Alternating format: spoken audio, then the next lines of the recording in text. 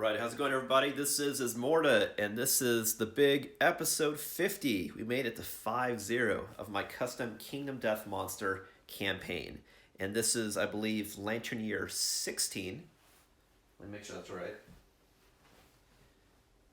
Yes, Lantern Year 16 of my campaign, and this is going to be the settlement phase that you'll be watching today. Now, that's going to be kind of action-packed because we have so many settlement events and story events that are triggering during this Lantern Year. It's bananas. I hope I keep the amount of bad stuff to a minimum, but we'll see what happens.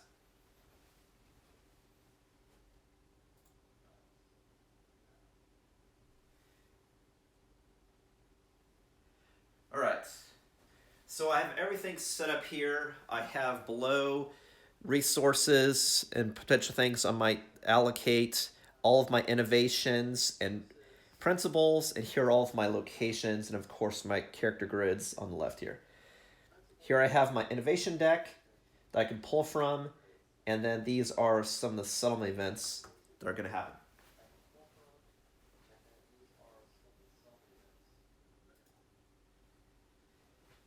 So as always, I have some corrections and announcements at the very beginning of these streams. The first one is, well, this deliberate. I did it off camera. The fact that there were 3 cards, resources, that said when you get it, somebody gets 1 insanity. And so what I did is I just gave each one of these characters 1 insanity. That's what I did. That was living. So. And the other thing is, when I did Keratosis on Bliss, I believe I hit once, so I did give 1 special proficiency as well. All right, so let's do it. So as normal, this is the order of stuff we're gonna do, which does not include Death Count and Milestones because I do those as they happen in the game. And departing will be included during the hunt stream, which will be the next stream. Alrighty. So let's go ahead and do it. So first thing is the Survivor's Return. So you get rid of all of the temporary tokens, which I've already done. And then you repair all armor and you heal all physical damage. And what you heard, I believe, was the kitty toy. I just found it. Okay, so first I'll repair all damage. So Bliss took some. So it should be 1 more than everything you see here. So head should be 4. Arms should be 3.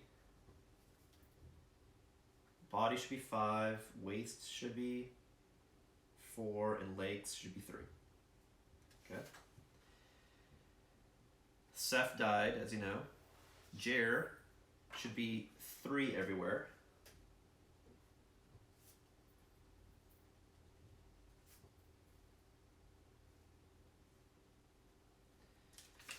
And then Rin should be 4 everywhere, but 5 on head and waist. And also anyone that had mental damage heals too.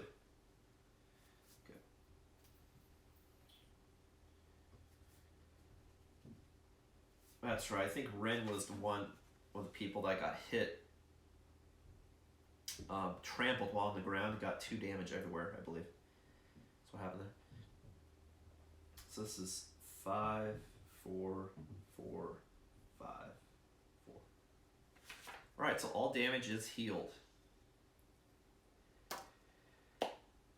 Next up is we do gain endeavors. So we had 3 people return, meaning we get 3 endeavors, but because we have cooking, I get an additional endeavor. So we get 4 that I have to spend. Let's place those there. Next, we update the timeline. This is now Lantern Year 16. And this Lantern Year, we'll be fighting a Nemesis Encounter, level 2 Butcher, as well as I stated, a cornucopia of settlement events and story events during the stream. So will be action-packed. And like I normally do is there's the opportunity also that I might do some house ruling when certain things arise that mechanically makes more sense or makes more sense with the immersion. Just a disclaimer. Like, I don't know what's going to happen. It's just that, that does happen. And I also tend to make mistakes. Like, saw during the last stream. I made some mistakes that were good. Some mistakes were bad. But, in the universe, it all balances out. There's a lot going on. It's a lot to remember and keep track of. And so, I'll do my best. All right. So, first we do is the settlement events, and then I do the story events. Not including triggered stuff, but anything like scheduled story that's on the calendar, on the settlement sheet. But first we do settlement events, and I always do the random one, and then I do the scheduled ones after it. So the two that is going to happen, murder and rivalry, those I'll do after the random. And the random event is Open Maw. This is cool, because I'm not sure I've seen this one before. So I'll just show you the format of the card, but don't worry about trying to read it, because I'll read it to you. Open Maw. A large stone face slowly opens its mouth. Survivors prove their bravery by running into it. Wow, that seems like epic stupid, but okay. So for an endeavor, I can brave the maw. So if I can spend one of these to have somebody brave the maw.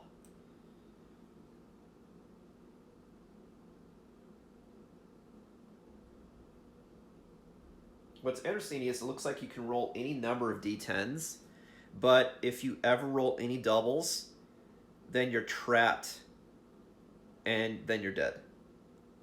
I mean, that seems risky as shit. I mean, like, so you have to roll really high, and the higher you roll is probably better rewards. But if one person rolls a double, then it traps shut, and that person is dead because they can't get out, and then no one else can get into the maw because it's closed. So I mean, of course you could possibly roll a double. So it's, I don't know. This is like super risky. This is like totally push your luck. Like, do you think you're gonna roll a double? And I already lost one person during the showdown, and I'm probably gonna lose more people during the settlement phase, unfortunately. So I think I'm gonna skip on this, to be honest, just because I don't have the people to even gamble with, unfortunately. Like if I did, sure, because you have potential to gain stats and gear, I get it, but way too risky, unfortunately. So we are actually not going to do that one. Unless you say I just do one character, just you keep rolling dice, and then if any of them, you can roll any number of dice, but if you get any double out of all the dice you roll, and you want to roll higher in order to get better stuff, so it's, I don't know. We are not going to do that. We already have enough bad shit going on today. I'm just adding that to the calendar, what we did. Open maw, or didn't do. We saw maw open, it's like, that's kind of weird. Okay, so we're done with maw. Next up, we have murder. So murder sounds familiar. Someone in the settlement has been murdered. The survivor with the highest hunt experience is the victim, and they are dead. The murderer is the survivor with the highest insanity, was caught in the act, and is awaiting punishment. So the person with the highest hunt... Oh, wait. The person with the highest hunt experience that was killed is Bliss, who was her savior, unfortunately. Which sucks because normally the saviors you want to use as a weapon for those huge fights. Like to do hell damage or save people. And the fact that I had planned to use this person during the Butcher fight, and now... Really, it was a tactical error on my part. I should not have done Keratosis, because then this person's going to die. I was just fearful during that fight that everybody was going to die. So I was like, if I didn't get hits in, I thought everybody was going to die. Which The fact that everyone was so low, that could have entirely happened. But anyway. So Bliss is killed. So I'm just going to update. I guess so for example, this is a triggered milestone event. And so I'm going to do it immediately. So I believe it does have the most hunt experience, if I recall. Yeah. So Bliss is killed. And I'm just going to update everything. And just write down how they died. It's just a fun thing that I say so I can look back and see how all my characters died in the game. So population goes from 10 to 9, which is dangerously low, and then we've officially hit 19 deaths, which is too many. And it's all because these fucking scripted shit. That's why I think I might come to the point that I house rule it, because it's like, you know, we know this is a problem, so stop fucking doing it. But we'll see. Alright, so where is Bliss? I'll just say how Bliss died. I'll say murdered by, and then the murderer was the person with the highest insanity, which I thought was going to be Emily, but after the events that happened, it actually now is Jer, who has 19 insanity. Murdered by Jer. Okay, so death table was updated. Now we did continue. This goes away. Now continue with this. The person with the most hunt experience, which was Bliss, but the person with insanity killed. So that was Jared. So now we determine punishments. I roll on the table, see what happens. So depending on your society, but I can never get my society to 15 because every time I get a bunch of people die. So I keep going back and forth constantly. I can never grow past 10. I think 10 is even the number I started with in the campaign. I just keep oscillating. I don't know why I'm doing this. Like, you guys probably know what oscillation is.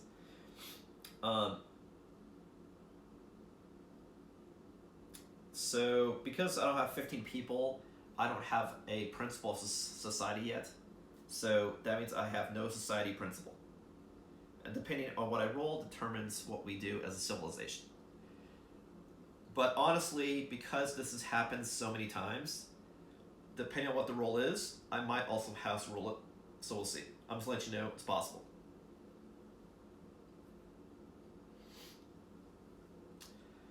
Okay, so I'm rolling to see what happens to Jer. Actually, no, before I do that, there is other stuff that happens. Because Jer killed somebody, that does trigger the dark trait. So he will get a stat, and then we'll also get one resource because we do find the body. So we do get one basic resource. So we got a monster bone. So we got another resource to play around with.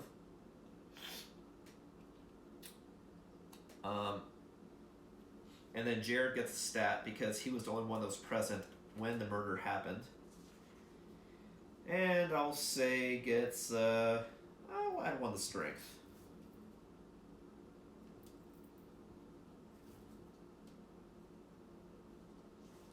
Okay, so now we roll to see what happens.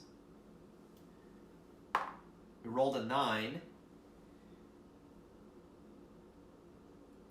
which is,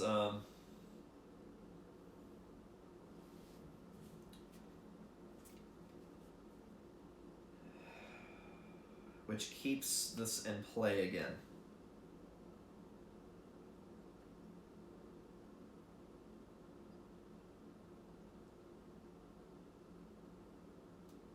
So I keep having people die because I keep rolling a high number.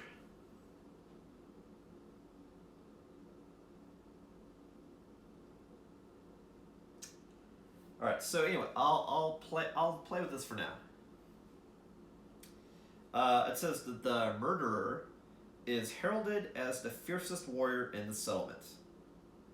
They gain +1 permanent strength, +1 courage, and +1 understanding, and I get a skull helm gear card. Add the settlement to the timeline 1d5 years from now. So,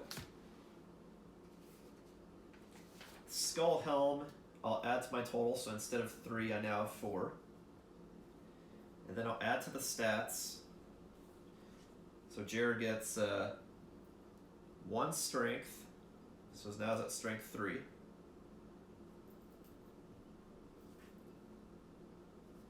And 1 courage, 1 understanding. So it's at 4 on each. And what else? Okay. And then we add it to the timeline 1d5 years from now. Again. Alright.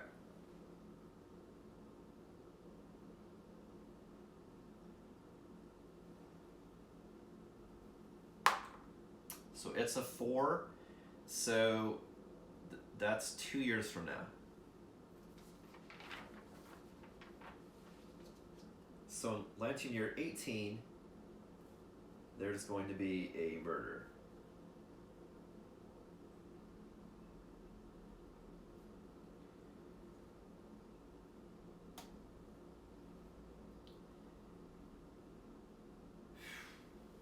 And also add on the settlement sheet for Jer the fact that was also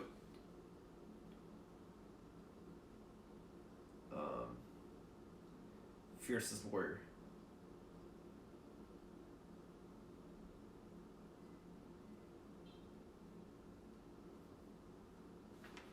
Okay. Alright, so that's that settlement event. What's frustrating is if I roll any number other than 8 through 10, this stops fucking repeating.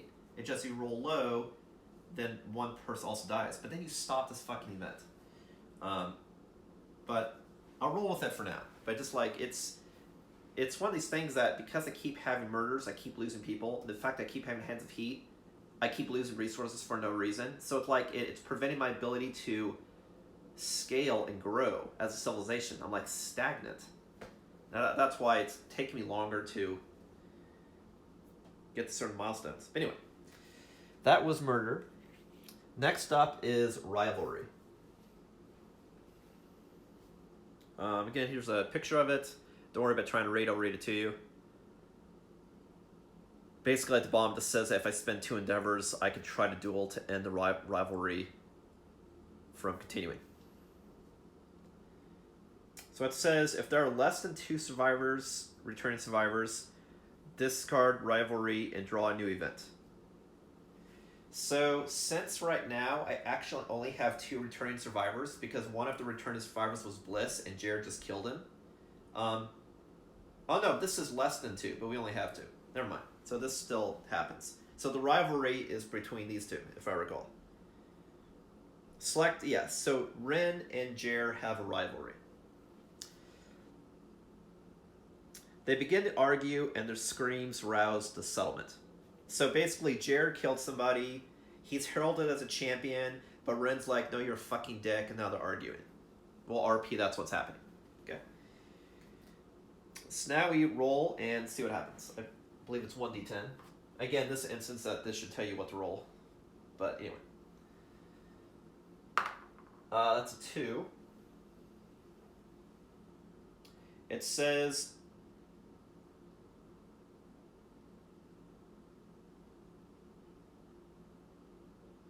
the 2 rivals beat each other up. Neither may depart this phase. So the good thing is this doesn't repeat. The bad thing is neither can depart this during this lantern year. Or is it ever? It's this lantern year, right? Yeah, it's this phase. So I'm just going to mark skip next hunt just so I remember, because it's basically the same thing. Okay, so that means I just have to send out other people than these 2. So they beat each other up, but at least nobody was killed. Last time in those rivalry, I believe there was... no, I believe there was a stat damage is what it was. It just, you could do a duel to stop it from happening in the future, but then somebody was going to die. But Bliss died. They fought, but they got over it. We saw Giant Maw. We're like, we can't lose any more population at this point in time. Even though we wanted to experiment and go into it.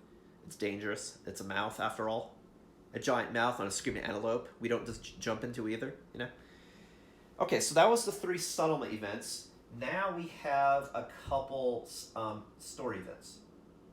So the first one is Hands of Heat, which, as you know, is one of my favorites. And for that, I'm obviously being facetious. Okay, so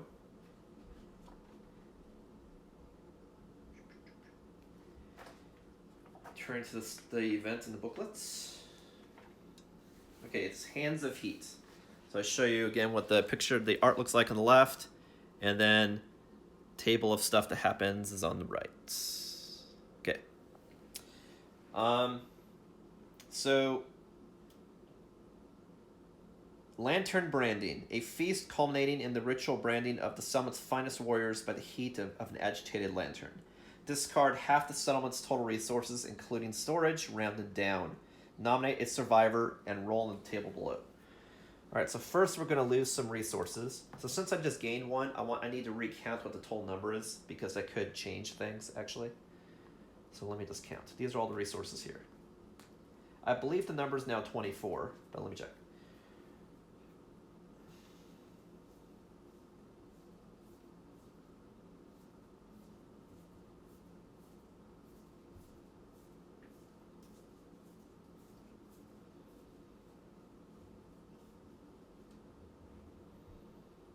$24, but then live, but then we have stuff in storage too. So it's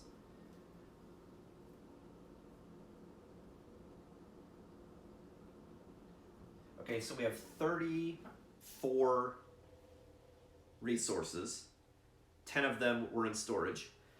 So that means half of that would be 17 resources. Is that correct? 34 divided by 2 is 17. Yes. All right, so now I have to get rid of 17 resources. That's exactly what I'm talking about. Like, I'm losing so much shit for no reason. And this has happened multiple times, which sets you back, because that means I could have innovated stuff 3 years before or something. Yeah. All right, so let me see what I'm getting rid of. 1, 2, I'm definitely going to prioritize getting rid of bugs and acanthus for sure. I'm not going to get rid of any scraps, because I'll need that to make some of the stuff I'd planned on making this lantern year.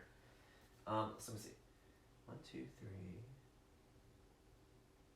I believe it's just 4 resources from storage I'm getting rid of. If I recall, 1, 2, 3, 4. So that means I have to get rid of 13 more resources. See.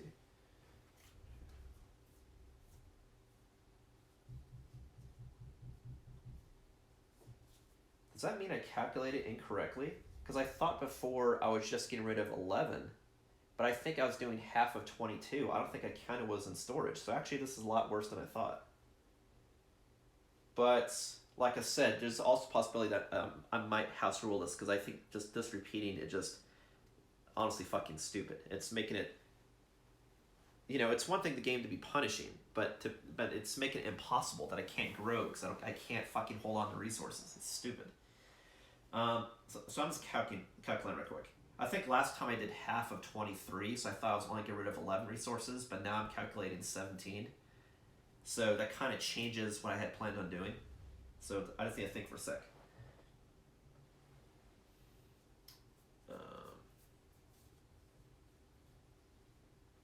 I gotta figure out stuff that I absolutely cannot get rid of because I need it to make stuff. I think I need to refigure that out. I believe these are what I needed. Let's see here. Because I was going to make all of another Screaming Antelope set except for the chest piece, because I already have a chest piece that I'm not using. And then I was going to make a counterweight axe so that I have a ranged weapon to attack with, especially against the butcher, who you don't want to be in close, kind of like the cat, you don't want to be in close. Plus, it's also good to get fighting the antelope, because you can fight diagonally, so you're not in one of the orthogonal lanes that it charges. But that might be fucked up. And then I was also going to innovate. but I'm losing so many resources that could be a problem. Let me see. So I just need to confirm what I need to make stuff. So this, I need spiral, and then one of those scraps, and then pelt hide,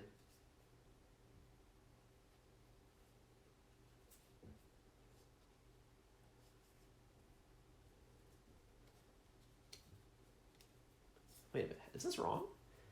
I already have the coat. I need spiral and a scrap, yes, and then a pelt and a hide, and then a pelt, and then a pelt and a hide. Okay, so that's the whole gear set. And then to make the axe, that's 2 bones, a hide, and the organ I'm going to use Screaming Brain that's in here. Okay, so, and I don't want to get rid of Perfect Crucible. So the question is out of this remaining resources, do I have 17? I want to innovate, but let's see if I can get rid of 17 now. So I'm going to 1, 2, 3, and without getting rid of bird pieces either. I'm trying to hold on to those too. So 1, 2, 3, 4, 5, 6, 7, 8, 9, 10, 11, 12, 13, 14, 15, 16, 17. So that means I only have 1 resource other than bird pieces remaining. So if I'm doing that, I should have it be, well, the question, well, did I include the question mark? I think I did. Oh, but if I'm saving 1 resource, instead of save, I should save the best resource, so, which would be the question mark. That's what it is. Right? But that's exactly what I'm fucking talking about. I mean, 17, let's not include the Canthus and the bugs. That's 5. I'm losing 12 resources. That means I do a hunt, and I lose a hunt and don't get the resources, and that's happened multiple years. So that's like that's the equivalent of me failing a hunt 3 times. You know, that's set me so far back. I don't even know how I can do end game stuff. That for example, you know, you lose 3 hunts worth of stuff. Let's say 10 resources. I've lost 30 resources. You know, it's like, how are you supposed to come back from that? And it's all because of getting fucked over by Hands of Heat. Anyway, just sharing some of my game frustration. Okay, only because I want to see the end game content. That's why I'm saying house ruling, because I might house rule just so I'm unable to at least see it. That's why I'm saying that.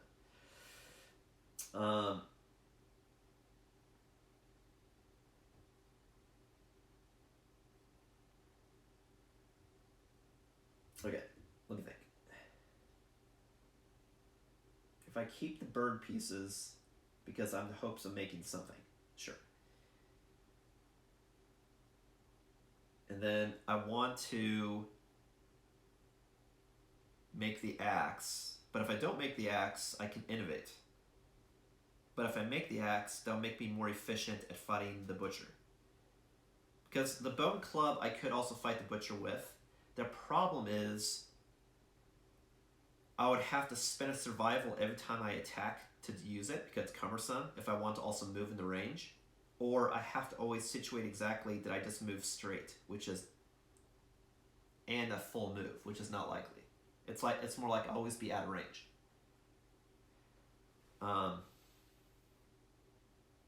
That's what I'm worried about. Man, losing so many resources. Ugh.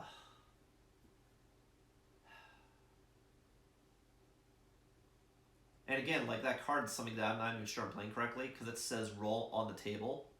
But when you roll on the table, you have to choose a survivor. And if you read the same paragraph where it says choose a survivor, it says discard resources. Which makes sense because the whole branding thing is a festival, but it's like, oh, God, man.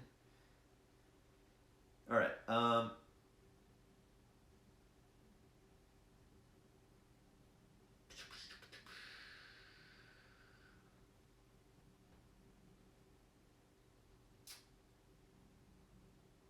So if I keep the 3 question marks, will that then be 17? Let me count again. So, and also subtracting if I make all the stuff that's going toward these items.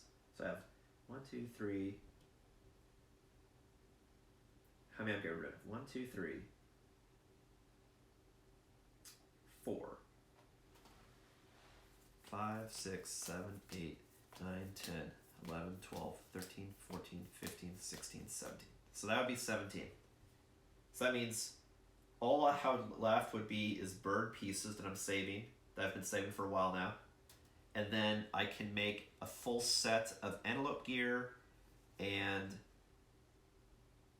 I can make the axe. But I can't innovate. And I won't be able to innovate for 2 years, all because of this fucking festival.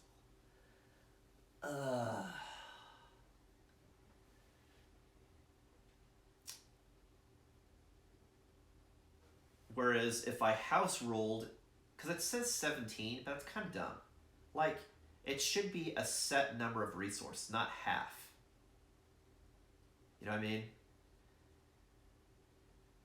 Or it should be like capped. So like, let's say it's half, but up to certain points you don't. Because like, I mean, what if you had 50 resources? You're going to lose 25. I mean, that's kind of stupid. So I could also house rule it. I could say that I lose like 11 resources, which I originally calculated. That way I still have enough to innovate.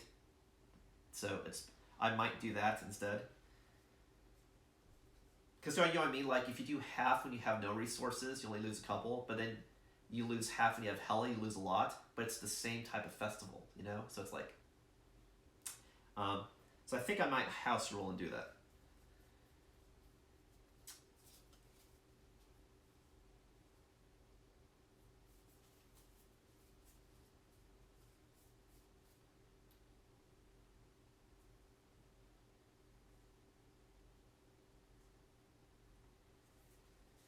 Yeah, you know what? That is exactly what I'm going to do. I'm going to do a house rule. I'm going to say instead I lose half my resources, but not what's in storage. Half of my haul we're going to use for this feast. You know? Instead of going through all the haul, civilization's like, hey, let's take half the stuff from the monster and let's use that for our feast. That's what we're going to do. So if I do that, that means I subtract, if I'm getting rid of 11 instead of 17, that means I save 6. So I'll save 2 organs, 2 bones,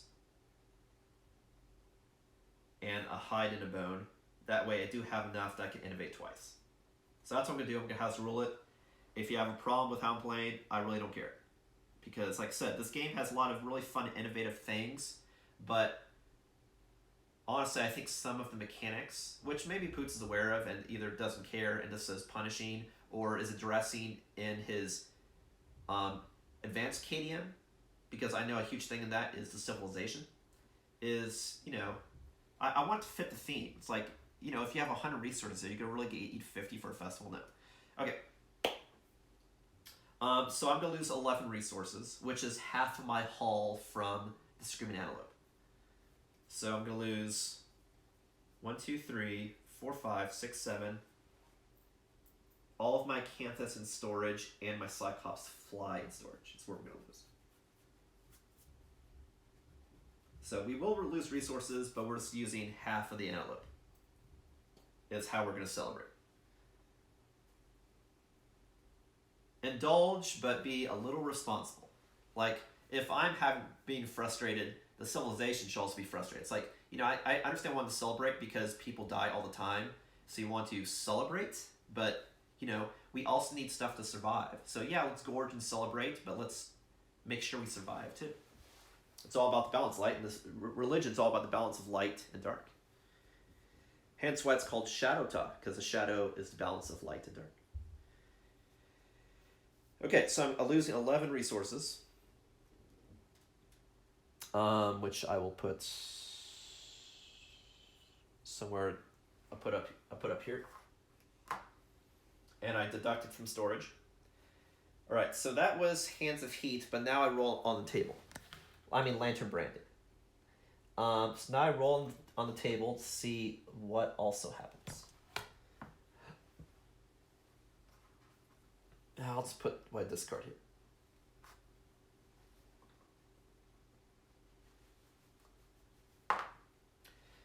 Right. I rolled a 4. And I forgot to nominate Survivor. Who would have been nominated for Hands and Feet? That makes sense. Who would have done it?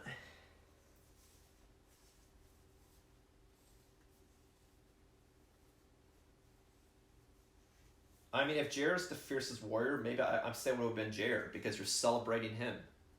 He killed somebody, you're celebrating, but we're being responsible even though we killed somebody. So yeah, I'll say it's Jared. It's because we're celebrating him, saying he's the fiercest warrior, so go run over the coals. And he has red fist, so he's, representing. Okay, so what happens? I rolled a 4, so he gets +1 permanent speed, so it goes from 2 to a 3. So his speed now is actually ridiculous.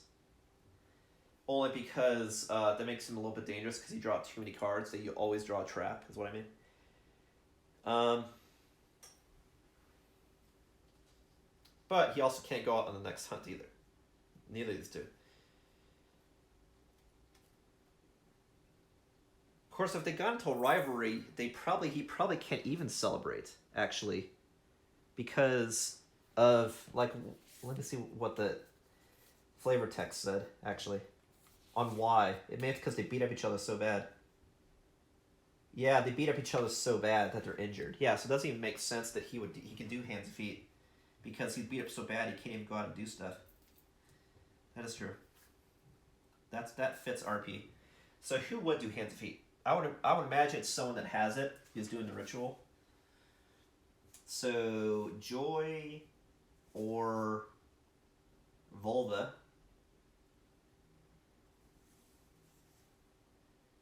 Or Talkin.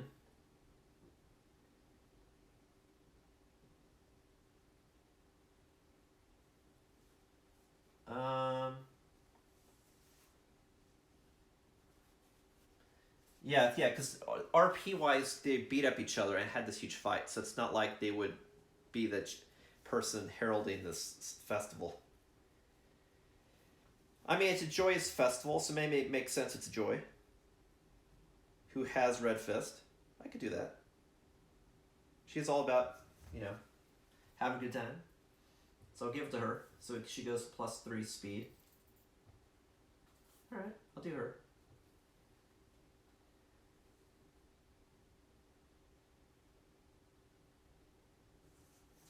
Okay, so she got the bonus from Hands of Heat, and Hands of Heat, because I finally didn't roll a low number, doesn't repeat. So currently the only and Rivalry is not repeating because they just beat up each other. So currently the only thing that's repeating now is Murder, which is going to happen 2 years from now.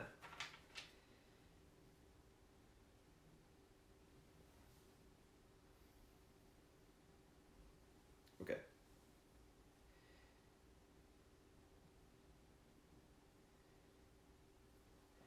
Alright, so what else we got? Got one more thing.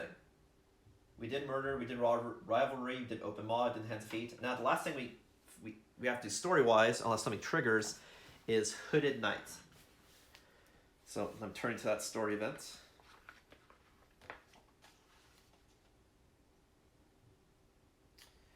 $129. And see, again, like me house ruling, again, it sort of goes into like D&D. The fact that there's so much randomness, you also need to control like what's fun for the player. Like if people have good stuff happen all the time, then you want to put in a little bit of tragedy. If people are having too much tragedy, you need to reward them something. Otherwise, the game just starts being just not fun because all you do is fail over and over again, right? And it's not like me trying to keep like I'm losing people all the time. Like I said, my population is now 9, so I can never. I've had 19 people die in my civilization. So people are dying left and right, and I'm losing resources all the time. So that effect is still happening, but you can still have that effect happening, and just like lessen it a little bit, just so the players feel good every once in a while that they can still do something that they wanted to do. That is just being a good DM. Okay, 129. Because after all, the game is all about having fun. Or the experience.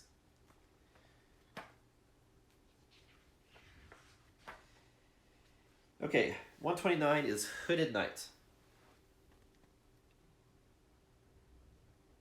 That's a picture of the Hooded Knight. Looks like killing another knight, which I hope doesn't happen.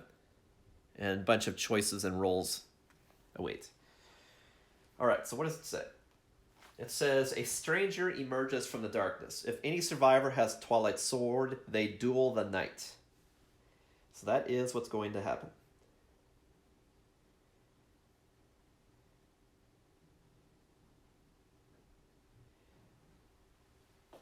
So, the Hooded Knight confronts the bearer of the Twilight Sword, which is currently Volva.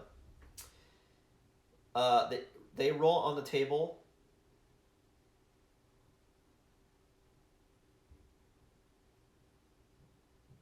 Add +1 to the result for each Twilight Sword weapon proficiency level.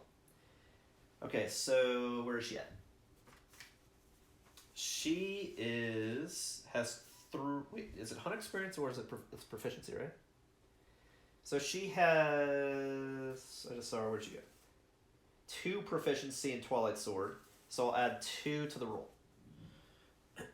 Whatever the roll is.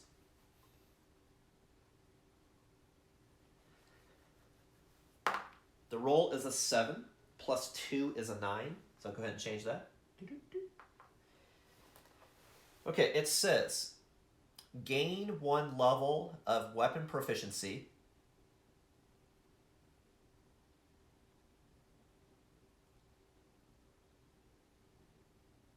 Right? Gain 1 level of weapon proficiency, and then lose all survival. You cannot gain survival this settlement phase. The knight has unfinished business. Okay. So you think that wouldn't be really an issue? True, but the fact that I have 2 people that can't go out during this phase, can't depart, is a problem. Because I'm limited on who can go out now. Okay, anyway, okay, so Volva, I'll just mark here can't spend survival, but also can't gain survival, right? Sure. So I'll leave that checked, and then gains 1 weapon proficiency.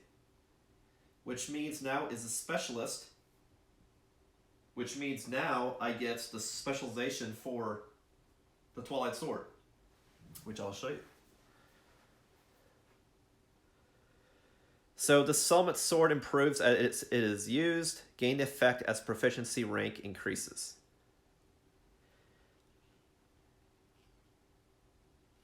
So the thing that's not clear here is what counts as rank.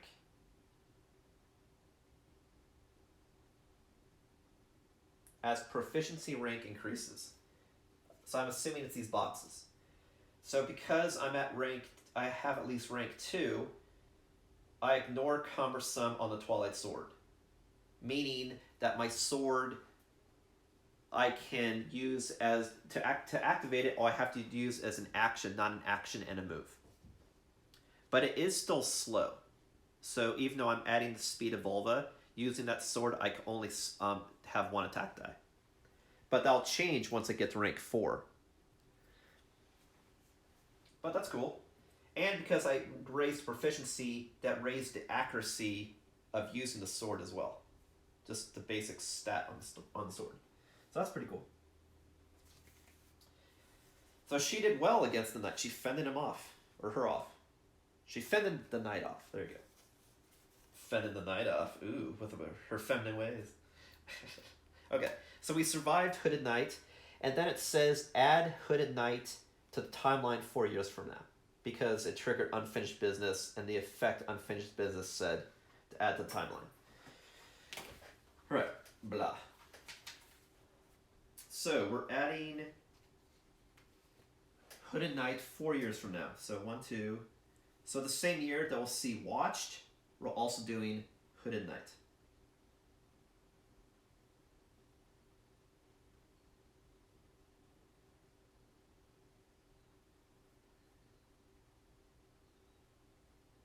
All right, we're updated the timeline. And like, look at this, just to show you for fun. This here is where you record your death count and you fill in the boxes. I now have the entire upper row filled with death. And I just also put a V or an E to show that the person didn't die. It means they either vanished from existence or they were just exiled and you don't know what happened to the body. So I've had 16 people get killed, 2 people that vanished from existence, who we assume died, and 1 who was exiled into the darkness, who we assume died. So that is some shit. All right, so that's it for all of the story time. Yep. Now we do development. I do have to figure out what I'm doing for departing, since I've had so many people have modified survival, insanity, and the fact that they can't even depart. But I'll figure that out in between streams. So when we get to the butcher, I'll include the departing as part of the butcher showdown. All right. So now we do development stuff. So the first thing I'll do is innovation. So again, I saved some of my resources because I had the Lanternier be less punishing, but still punishing. It's still half. It was just half of the animal instead of half of everything we own in existence. So we still enjoyed the feast. I'm going to use half of the half to innovate. That way I can innovate this year and innovate next year. Because this year, since we're fighting the butcher, that means we're not going to fight an animal, which means you really need to have resources for 2 years to innovate twice. Okay, so I'm going to use a beefsteak, a skull, and a 3 question mark, and use that as a hide. So I'll have bone, organ, hide to innovate. And I'm going to use an endeavor. So I'll just pile everything here. So I'm innovating. Boom. Spent resources I'll put here. Actually, I should put somewhere else. That way I don't accidentally use it twice. Okay, so we're innovating, which means I draw 4 cards, and then I can choose one that I want to do. I've already shuffled the innovation deck. All right, so I look at 4, and I hope one of them is inner light, really, is what I hope. See what we get.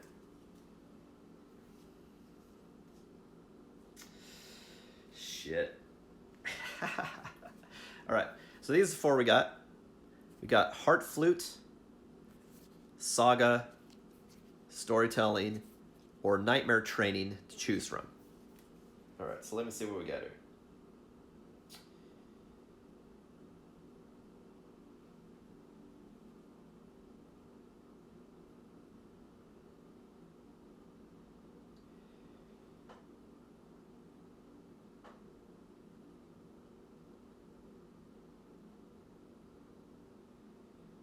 Heart Flute, I just not seen it. It makes Synchronized Strike better, but I'm not currently doing Synchronized Strike. And then allows me to add special showdowns against the Nemesis, which I really don't want to do because unless I get some resources, why do I care? So don't see the point in that unless there's some other utility with Heart Flute that I haven't seen. So I don't care about that one. Saga will give newborns starting stats with courage, understanding, and hunt experience. That could be interesting. I'll put that to the keep pile. Storytelling adds 1 to your survival limit, so that's interesting. Just because you'll have more survival potential, anyway. Nightmare Training, you can gain stats, but honestly, I already have ways that you can gain stats from my custom addition to the game. It's essentially the light trait or the dark trait. Because if you are involved in having kids, or you're involved in witnessing death, then you gain stats. So that's not really necessary. And Heart Flute, I don't know what it does. So I know these two I'm not going to do. So these two I'll go ahead and add back to the deck because I don't care. So it's either Storytelling or Saga.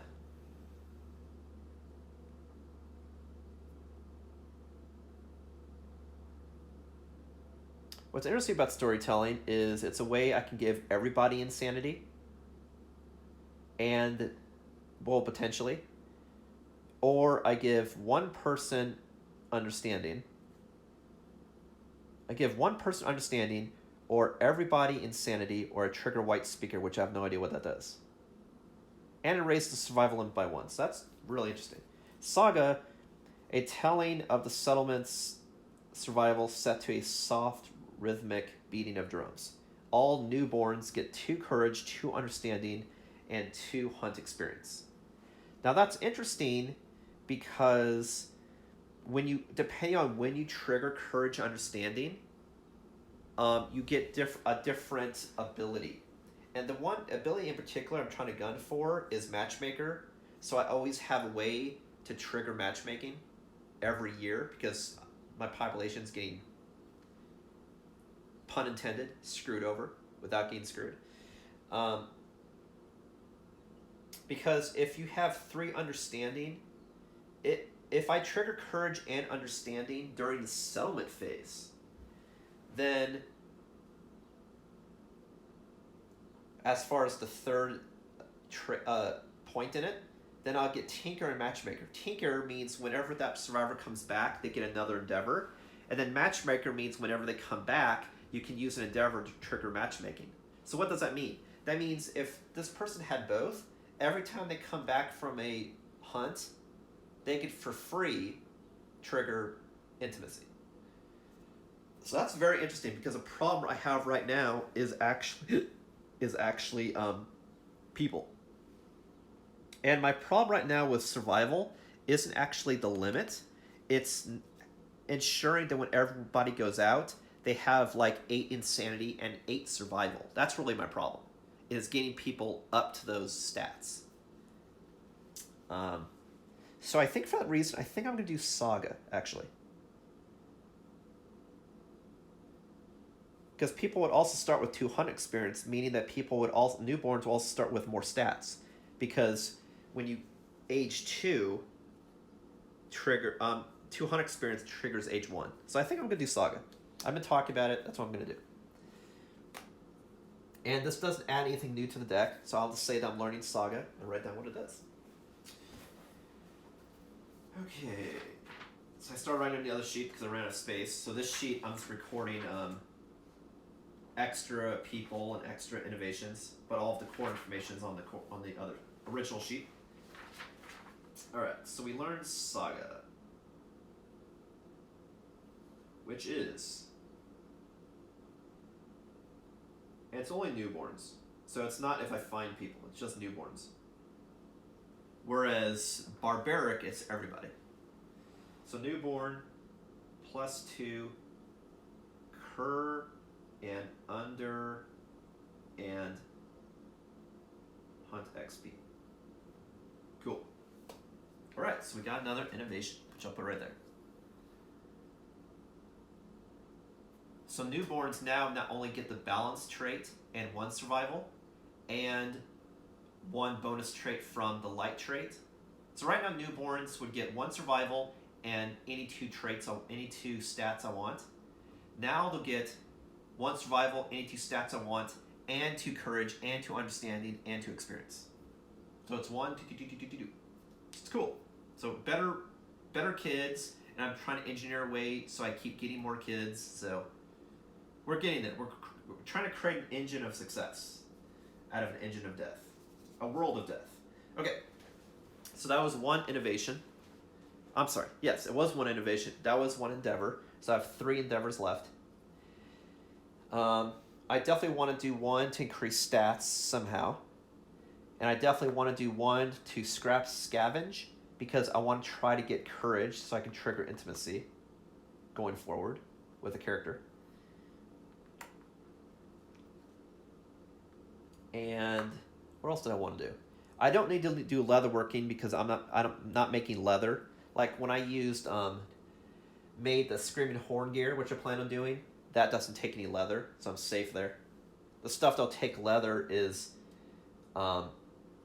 if I want to craft future bird gear. Plus I'll need iron if I want to make bird gear or the katana, which would be nice. I noticed the Finger God's really cool too. So like depending on what pieces I get will determine what I do. Because like the Finger God's awesome. The katana's awesome. I just need a better weapon now, and that's why I wanted to get the counterweight axe. Because I need not only a weapon that hits a little bit better, which kind of is an issue, it's more the how you attack. The fact that I don't need to waste a survival to attack, and then I can attack at range or on the diagonal is the key. Because if I attack on diagonal, let's say it's this person, it has Boss Mindy, that means I could be orthogonal to two people that are attacking the beast while being diagonal on my attack to the beast. If that makes any sense.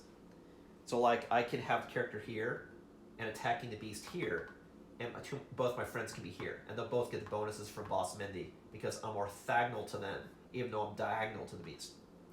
That's why I was thinking about doing that. Okay, so next thing I'll do before I do any more endeavor is I'm gonna make stuff before I forget. Before I forget, I think it's a Slipknot song. Okay, so I'm going to, for one, okay, so this stuff we're just keeping. Okay, so I want to make the whole set of Screaming Armor gear except for the chest. Why? Because remember, I already have the chest armor. I took the chest armor off this set and gave it the Phoenix chest instead, which gave it 2 less armor, but from the shield it got 1 armor back everywhere, as well as it has 2 abilities to reduce dice instead of just 1. Is the idea. So it's 1 less armor, but you can stop 2 attacks, right? Without doing extra sense. So that means you can potentially stop 4 attacks if you have extra sense. Alright, so I'll make all of the gear. So I'm using all these resources. So what am I using? For the headpiece, it takes a spiral horn and a scrap. So I'll erase the scrap. I'll scrap the scrap. So I'm using a broken lantern. Okay, so that's for the headpiece. For the hand, it's a pelt and a hide. For the chest, I already have. For the skirt, it's a pelt. And then for the Screaming Leg Warmers, that's a pelt and a hide. So boom. So that's the whole set. Alright, so let me get those pieces out. Which I don't think is over there. It's over here.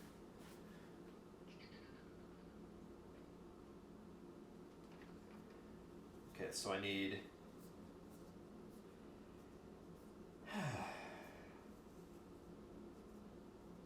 And the other thing to note is you actually can't make the entire set 4 times, because one of the themes in this game is they only have 3 of 4.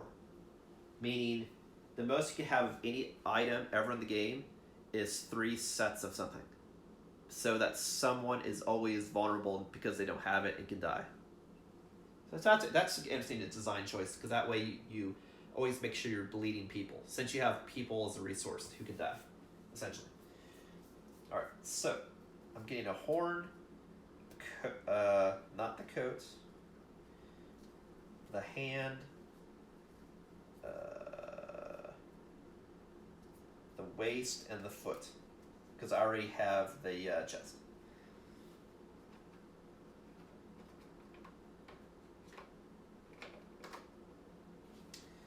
Okay, so that's head, hand, waist, foot. Right? So I put stuff I made here. So I have 1, 2, 3, 4. So I can equip.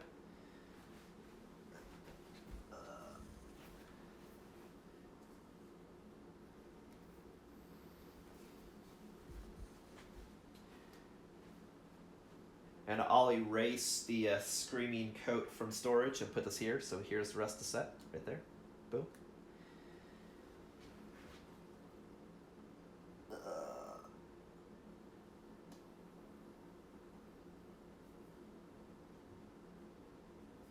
Okay.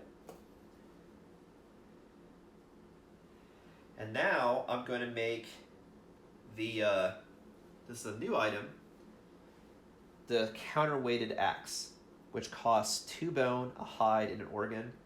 So I have 2 bone, a hide, and then for the organ, I'm going to use the screaming brain. What? I don't have to use the screaming brain. Hold on a sec. Yeah. So I use a hide, monster hide, 2 shank bones, and a screaming brain that's in storage to make the axe. Which is cool because I've never made an axe before. Because I wanted to make a slicing weapon. Just in case you needed something in the game that you had to be able to slice something off, like slice through a tree branch. You can't slice with a spear. That impales, goes through something, but it doesn't slice something in half. So that may be useful in hunts, I don't know. Like slicing branches out of the way or something. Okay, so I made a counterweight axe, so I'll get that out.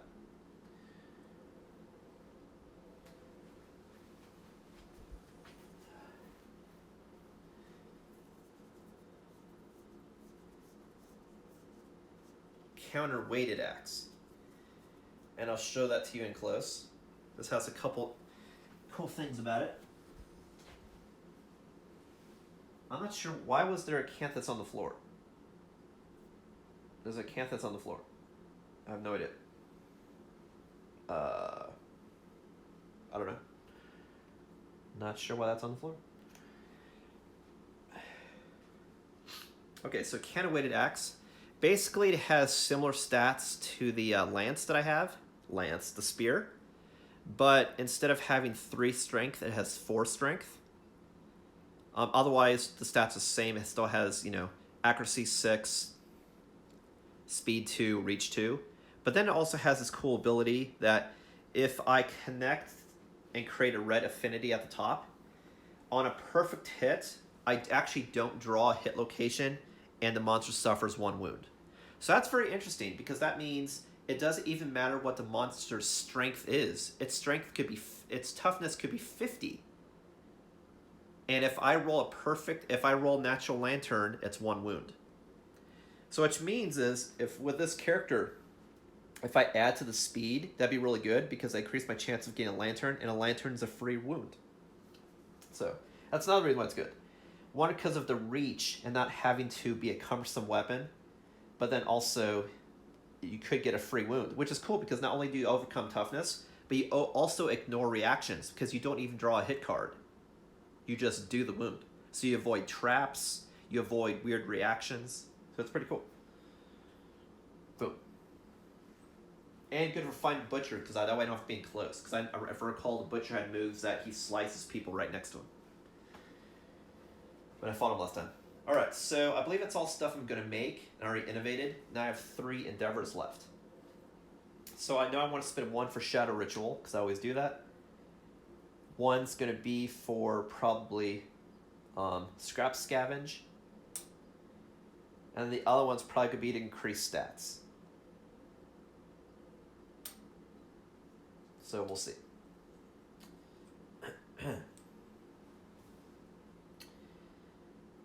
So the first one I'll do before I forget is Shadow Ritual, to share abilities with people.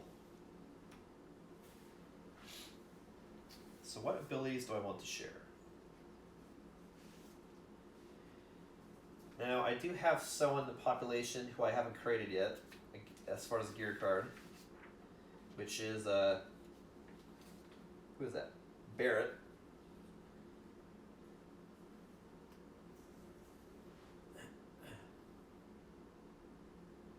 But they both already will have extra sense and keen step.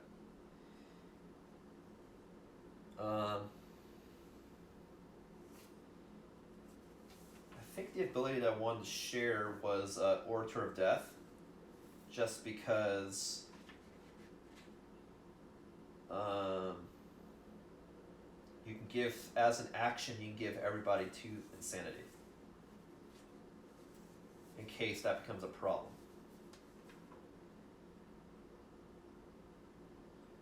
Now I'm trying to see how many people have Orator of Death.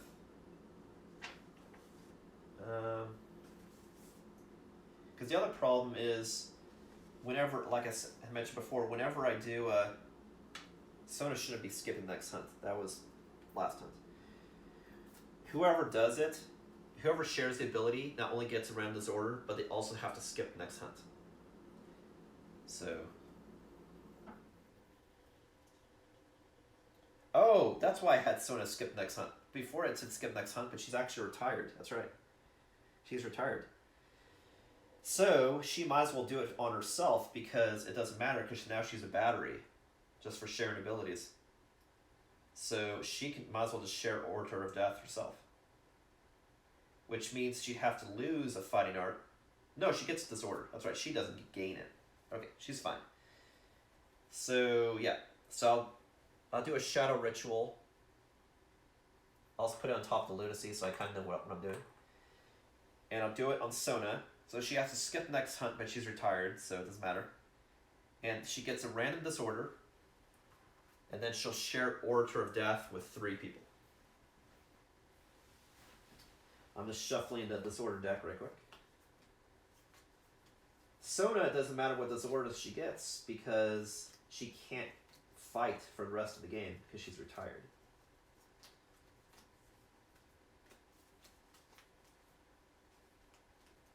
I believe it was something that happened during the hunt that forced her to retire, if I recall.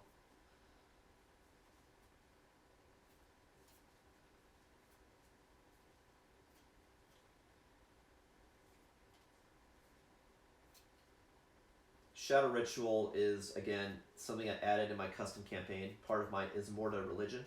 Ismortah also being my name in web space, but that's also what I call the religion, Ismortah.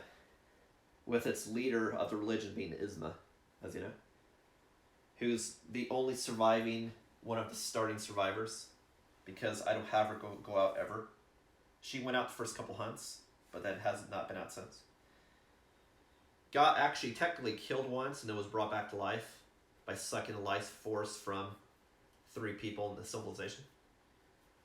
And now it's just a battery. Just like Sona now.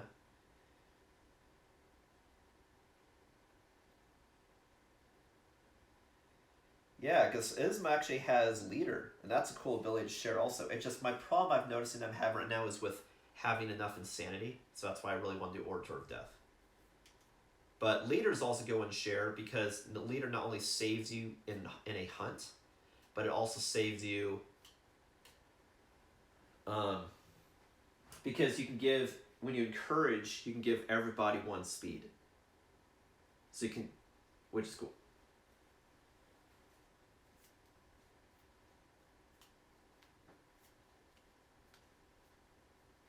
I have to check to see if it's for the rest of the round or for the rest of Showdown.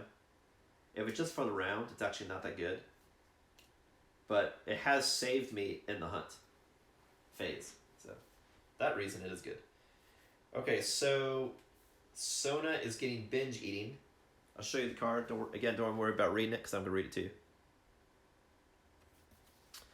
Eating is the only thing that helps you escape your miserable life. And that's what the whole settlement did. That's why we had the Hands of Heat festival, because you're celebrating because of the miserable life. It's like, okay, celebrate, we can gorge, but we still have to allocate some resources for items, right? You cannot depart unless you have consumable gear in your gear grid, but you can't depart anyway. You must consume if you have a choice to consume arises. All right. And so Shuri has fear of the dark, which made her be retired, and now she'll also binge eating.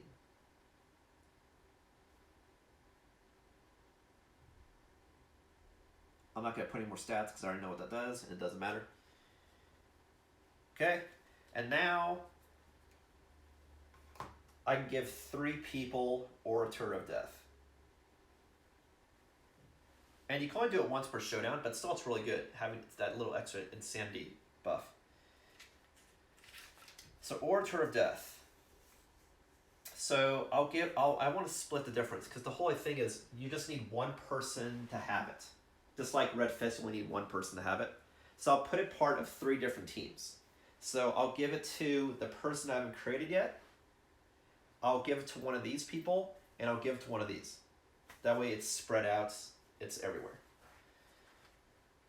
Because Sona can't go out even though she has it, remember, because she has Fear of the Dark. Okay, so who am I going to give it to? Emily already has 3. Volva has 2. Talkin has 2. I'll give it to Joy.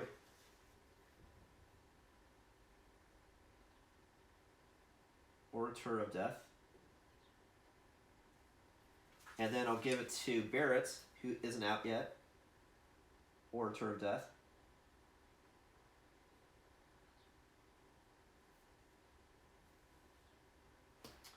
And then I'll also give it to one of the people who can't go out this phase, Orator of Death as well. I'll give it to Jer. Of course, the person with most insanity will also be part of this whole murder scenario, so maybe I will not give it to him because I know I'm going to lose it. So I'll give it to Ren. Or has a chance of losing it anyway.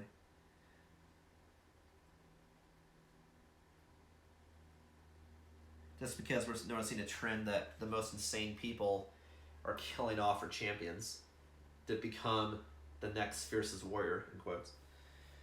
Alright, so we did Shadow Ritual as an endeavor. So now we have 2 endeavors left.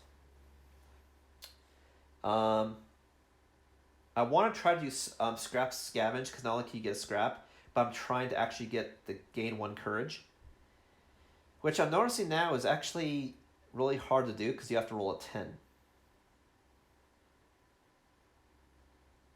But if you keep doing it, eventually you'll get it, sort of thing. But I know I want to have people go out with stats, with face painting. So I'll do face painting first in case it fucks up, is what I'll do.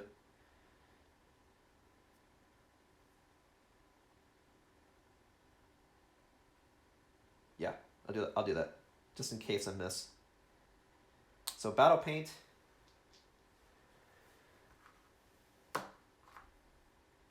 That's an endeavor.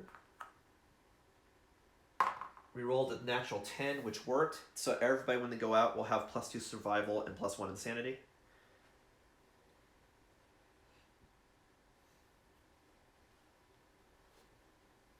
Okay, and then for the last one.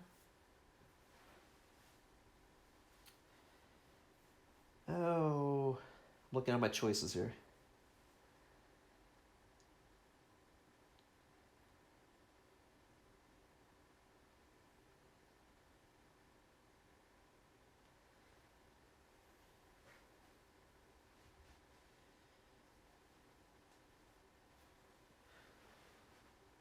I'm looking at bloodletting. I'm thinking about doing bloodletting. Because if I do it on Ren, I could give her a bunch more insanity and lose her hemophobia, or she can get a bunch of insanity, or she loses all survival and cannot gain survival this settlement phase for any reason, but she can't go out anyway, so it doesn't matter. And she get 1 understanding, which then would trigger Tinker on her. So it looks like for her it should be good in every scenario. The only bad thing is I have to spend 1 resource to even do it. But honestly, that almost looks like it's worth it. Because she'll either permanently be able to get an endeavor whenever she returns, or she'll get a shit ton of insanity, or she'll get a hella insanity and lose hemophobia. So it's like win-win-win. It's like doing it on Volva. It's win-win-win. Especially on Volva because she can be a tank.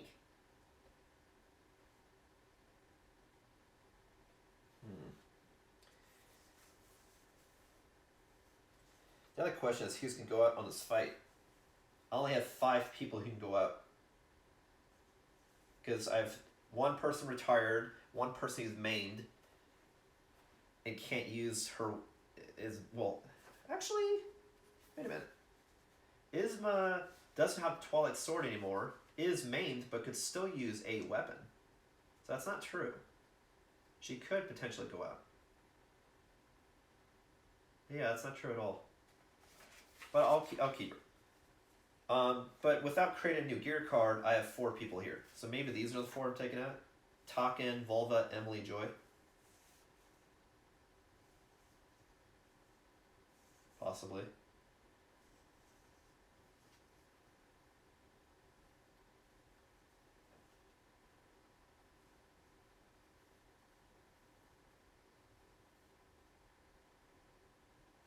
Possibly. Volva has I'm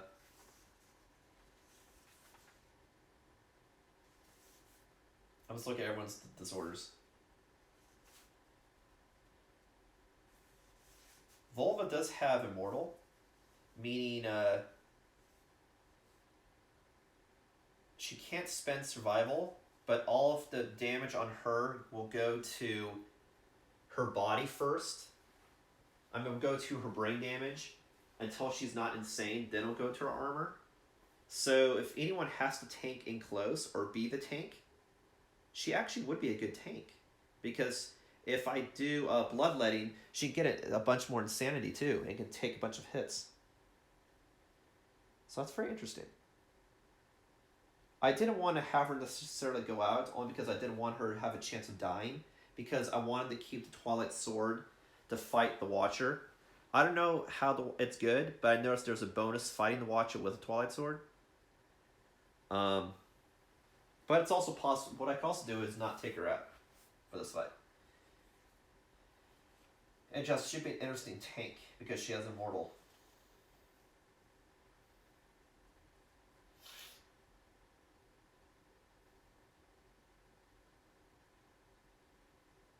But I could create a card for Barrett, who has King Step, has Extra Sense.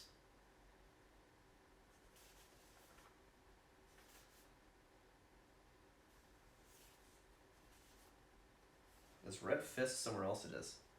King Step, okay. God, do I actually take Volva to fight this guy? I know I want to take the other 3, but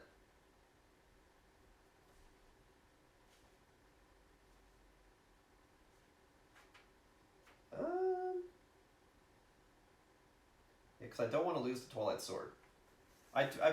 You know, it's sort of like losing Bliss. Like, if I lost Bliss at all, I would have liked to have lost Bliss by doing an attack like Beast of Keratosis. So it's like, ugh. And honestly, that was an oversight. I should have paid attention to that. I gave Bliss too much hunt experience, so that means he'll be the target of murder. So that was actually really stupid. So, I just can't chance her dying, is the thing. It's like, I think I'll need her for that fight.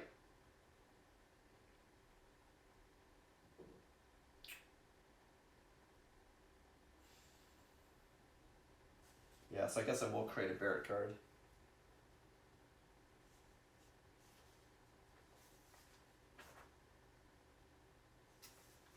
Yeah, I think so.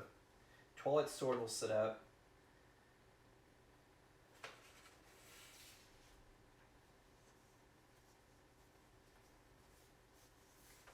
And we'll create the Barrett card right now.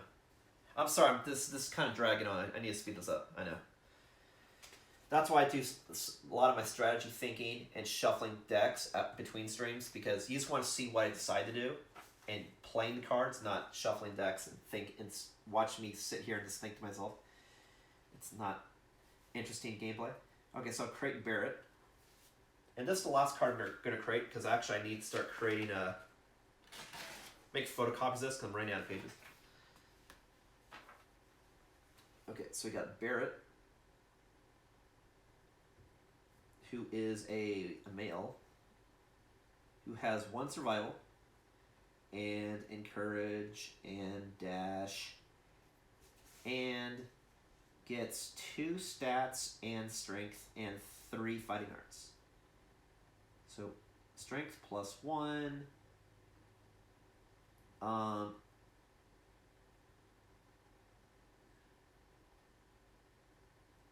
Let's give you +1 accuracy and +1 speed. Give you like a spread. Okay, and then also has King Stab, Extra Sense, and Order of Death.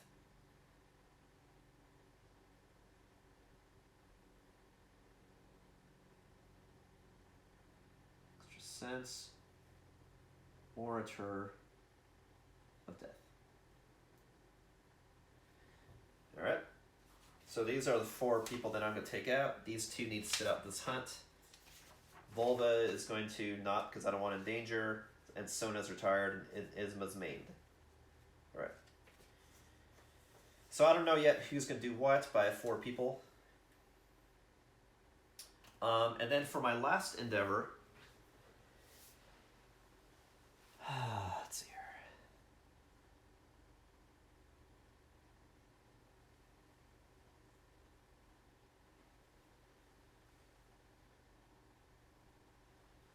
What is Rin survival? Rin only has 2.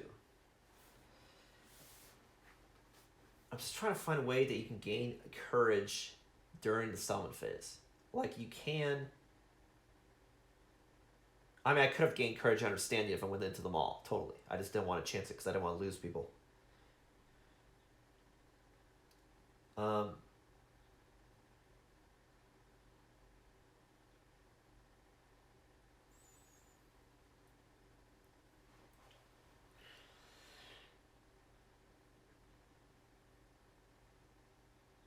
Bloodlining I can do, but I need to spend a resource to do it.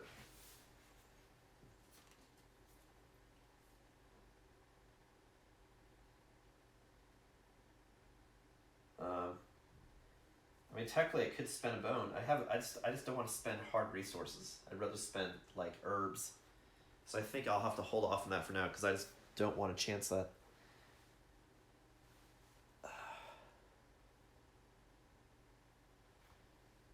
I mean, to be honest, it's really hard to gain that courage during settlement phase because you have to roll a 10. Really, the better way is by participating in settlement events because otherwise it is pretty hard.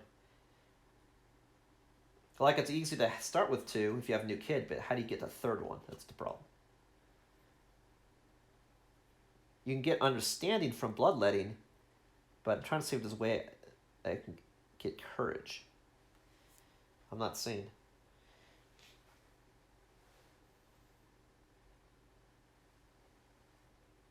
Which there could very well be something, I'm just not seeing it.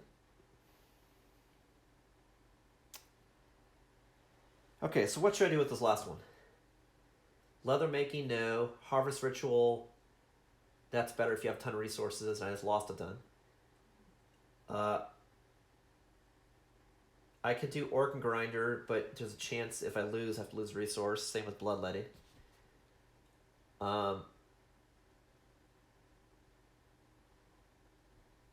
Shared experience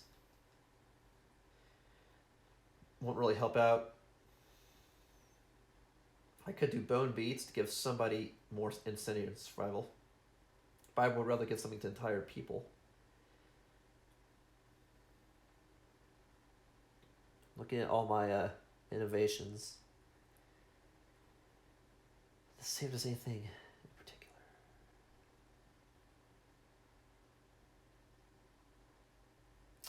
Yeah, it doesn't look like it. So I might as well try to scrap scavenge just because she has 2 survival, so I can totally spend 1. And she might gain courage, otherwise I'll gain a broken resource. So it's like 50-50. Alright. I mean, otherwise I don't see anything worth doing, unless I do another shadow ritual. But I don't think I need to at this point in time, unless there's people that don't have extra sense that are going out. I guess that'd be a good reason. Wait, these people aren't going out. Who's going out? Extra sense. No extra sense. Extra sense. Yeah, this I have 3 or 4 people have extra sense, so I just have to make sure this Emily doesn't get targeted.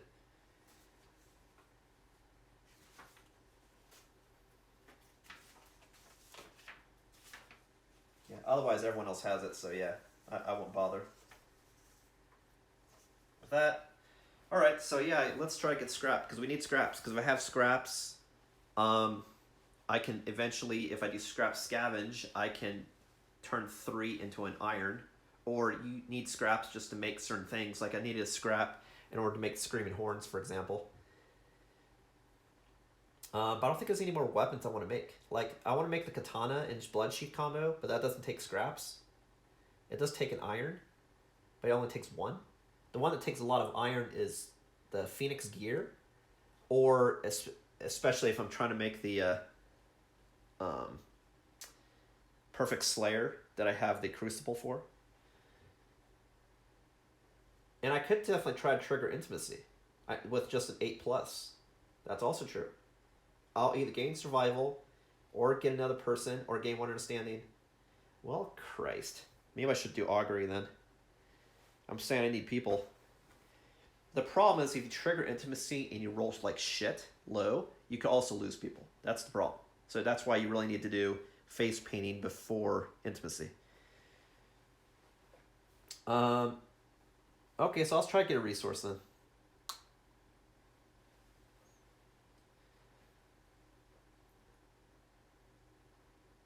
Unless there's some other good reason to Shadow Ritual, but that I can do it right now. Or does someone else need stats? Don't have stats. What's going on? Barrett only has 1 survival, so I could actually do drum beats on him just to give him 2 more survival.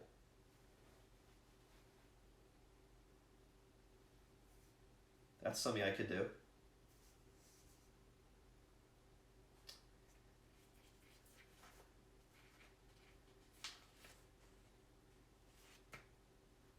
His insanity is also going to be dog shit too.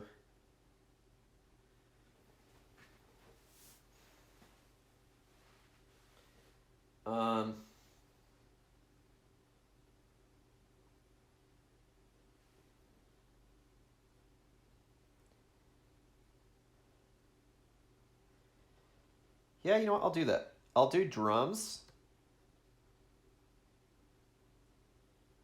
And just guaranteed give him 2 more survival. That's what I'll do. That's what I'll do. Where is it? Alright, so, and then this you don't roll. You can choose what you want to do. So give him 2 survival. Because he right now only has 1. This way he'll be at 3 before he even departs. Or is it when he departs? No, it just gained 2. So you can just straight up give it to people. Cool. Alright, so we've done our endeavors. I've made stuff. We did a shit ton of story stuff. Alright, so that's going to be it for this stream. The next stream is going to be fighting a Nemesis Encounter, a level 2 Butcher. So before then, I'll figure out what my gear is going to be and who's going out. And that stream will include the departing, the arrival, sending up to Showdown, and fighting the Butcher. Now, depending on how long that fight is, it's possible because I'm also going to include departure and arrival because there's no hunt. Then it may be 2 parts, but we'll see. That really just depends on how long the fight goes. But he really doesn't have any more stats than like when I fought an antelope.